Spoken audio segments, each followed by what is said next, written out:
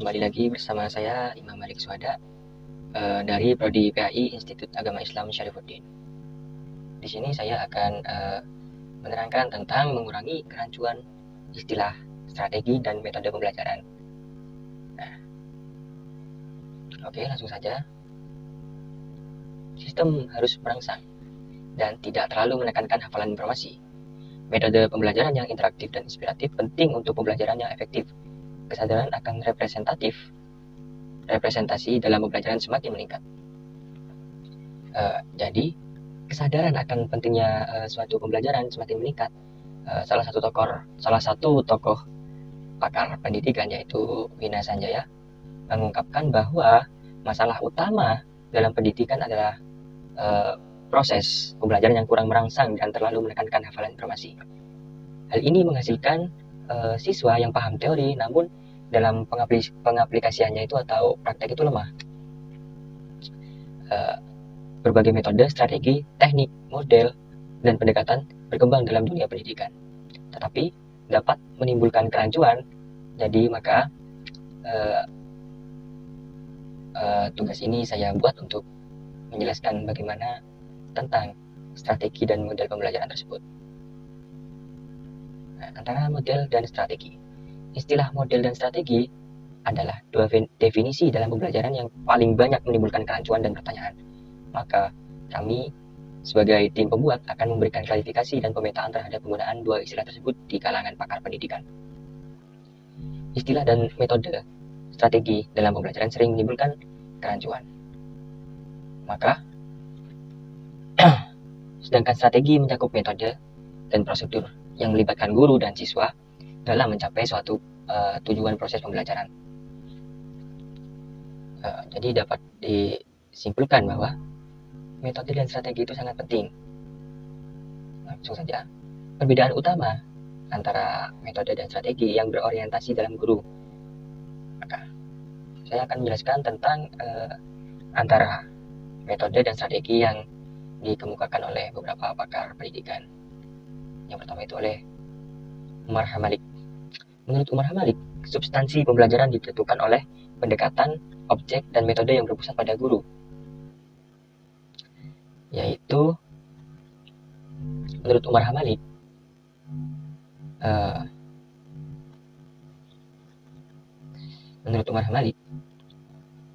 seorang pakar di bidang pendidikan, metode dan strategi pembelajaran adalah komponen penting yang menimbulkan efektivitas progres pembelajaran mengajar. Yang pertama itu metode pembelajaran. Metode pembelajaran mengacu pada cara digunakannya oleh pendidikan yang untuk menyampaikan materi kepada peserta didik, yaitu Umar Hamalik menjelaskan berbagai jenis metode pembelajaran. Di antaranya, metode ceramah.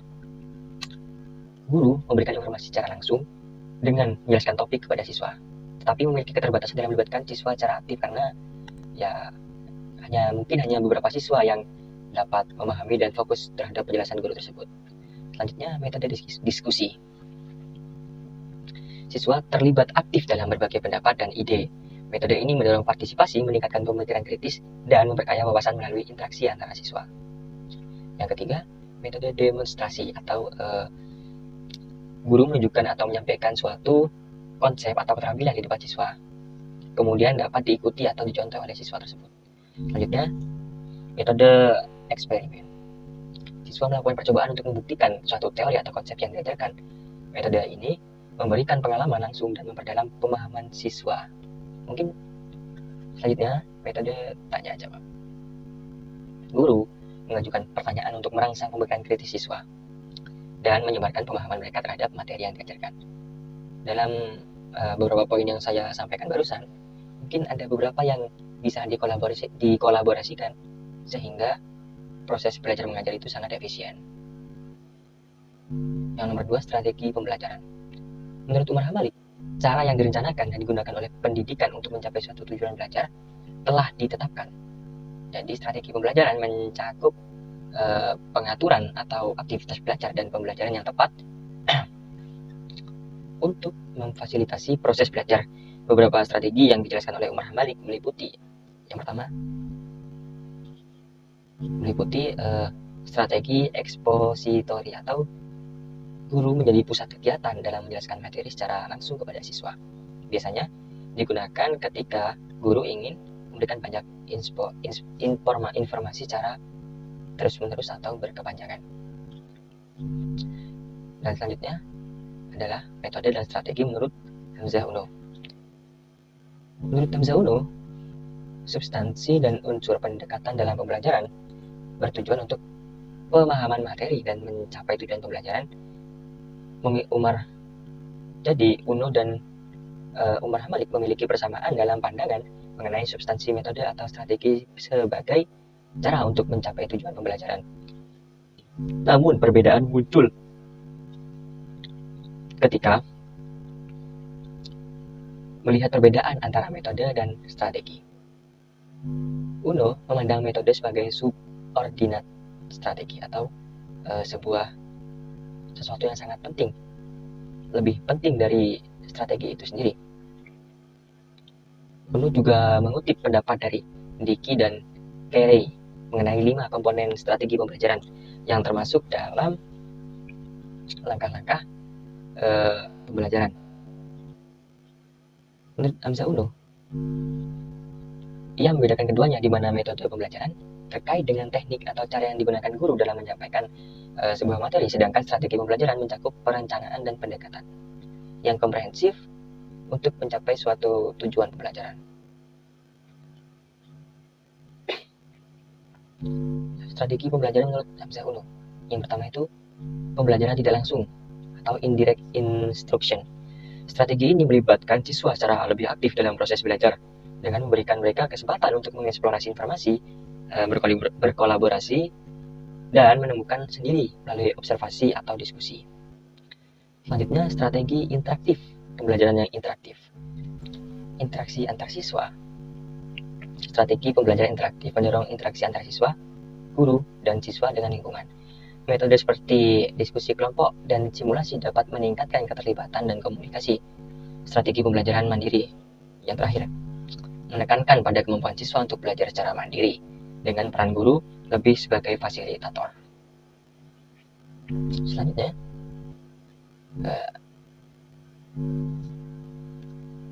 yaitu metode dan strategi pembelajaran menurut pakar pendidikan Ismail. Seorang pakar pendidikan juga membedakan antara metode dan strategi pembelajaran dalam kerangka teori pendidikan. Menurut Ismail, teori dan strategi pembelajaran memiliki peran penting dalam menentukan keberhasilan proses pendidikan. Berikut konsep-konsep akan saya jelaskan. Yang pertama itu metode pembelajaran. Cara atau teknik yang digunakan oleh pendidikan dalam menyampaikan materi pembelajaran kepada peserta didik meliputi hampir sama seperti yang diajarkan oleh Umar Hamalik, yaitu ceramah, diskusi, demonstrasi, inquiry, dan eksperimen. Hanya satu yang beda, yaitu metode inquiry, yaitu mendorong siswa untuk menemukan jawaban melalui proses penyelidikan atau penelitian mandiri, meningkatkan keterampilan analisis dan kemampuan pemecahan masalah secara pribadi. Selanjutnya, strategi pembelajaran. Menurut Ismail, strategi pembelajaran aktif menempatkan siswa sebagai pusat pembelajaran, di mana siswa lebih terlibat aktif dalam proses pembelajaran. Selanjutnya, problem based learning. Siswa diajak untuk menyelesaikan masalah nyata atau simulasi masalah, bertujuan untuk mengembangkan keterampilan siswa agar berpikiran kritis, kolaborasi, dan lebih mudah memecahkan masalah. Selanjutnya, yang keempat adalah metode dan strategi menurut pakar pendidikan Wina Sanjaya. Metode dan strategi pembelajaran menurut Wina Sanjaya meliputi dua aspek penting, yaitu metode dan strategi pembelajaran adalah dua aspek yang berperan dalam menentukan efektivitas proses pembelajaran. Langsung saja, metode pembelajaran menurut Wina Sanjaya. Yang pertama itu hampir sama, mungkin sangat sama. Ceramah, diskusi, tanya jawab, demonstrasi, eksperimen. Tapi akan berbeda di strategi pembelajaran. Langsung saja kita bahas. Menurut Wina Sanjaya, Strategi pembelajaran itu adalah sebagai rencana yang telah mencakup pendekatan, metode, dan teknik yang dipilih untuk mencapai tujuan pembelajaran. Strategi ini dirancang secara sistematis agar sesuai dengan kebutuhan dan karakteristik siswa, serta materi yang direncanakan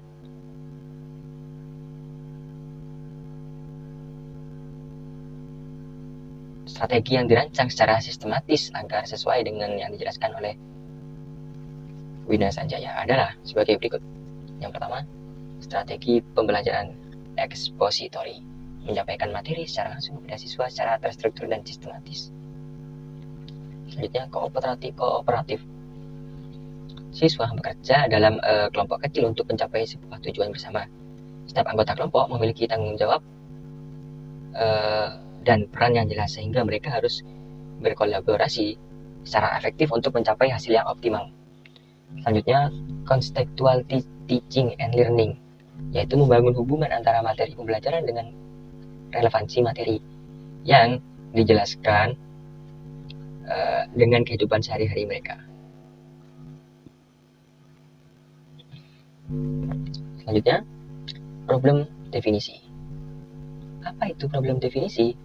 Masalah pendefinisian termasuk dari kekurangan dan ketidaksesuaian dalam menetapkan definisi, strategi, dan metode, hingga muncul masalah dalam pendefinisian hal tersebut. Definisi diperlukan untuk memahami objek, terutama yang kompleks. Perbedaan antara metode dan strategi pembelajaran sering tidak cukup dijelaskan dengan cermat, sehingga menyebabkan tumpang tindih antara sebuah informasi dalam pemahaman keduanya. Konsep strategi dan metode dalam pembelajaran tidak selalu dibedakan secara teoritis maupun praktis, namun penting untuk mencapai pemahaman yang lebih baik. Beberapa poin sebagai berikut. Masalah pendefinisian terjadi karena kekurangan dan ketidaksesuaian dalam tepat menggunakan definisi strategi dan metode.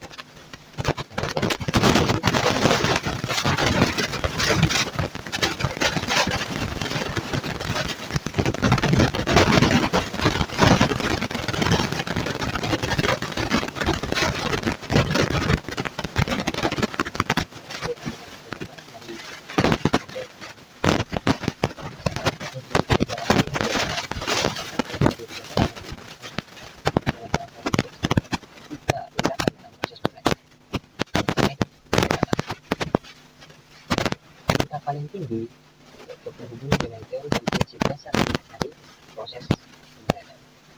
Lalu lanjut ke metode, merupakan pengembangan atau implementasi dari pendekatan, berisi tentang bagaimana pendekatan tersebut dijalankan